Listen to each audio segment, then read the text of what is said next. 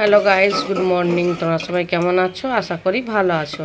তো আমরাও ভালো আছি। আজকে হচ্ছে আমার বেটার জন্মদিন, আর বাঙালিদের জন্মদিন মানেই তো তোমরা জানো পায়েসটা হচ্ছে শুভ।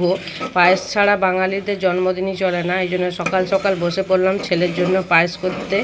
তো ছেলে এখন বড় হয়ে গেছে, এখন ছেলে আর সেই ছোট তো নেই যে বেলুন ফুলিয়ে ঘরে আর জন্মদিন মানাবে। তো ছেলে এখন বলছে বন্ধু বান্ধবের সঙ্গে বাইরে জন্মদিন মানাবে, তাই টাকা নিয়ে বাইরে জন্মদিন মানাবার জন্য বন্ধু বান্ধবদের সঙ্গে পার্টি দিবে আর কি। খাওয়া দাওয়া করবে, সারাদিন ঘুরবে, তার উপলক্ষে ছেলে স্নান করে বেরিয়ে পড়েছে।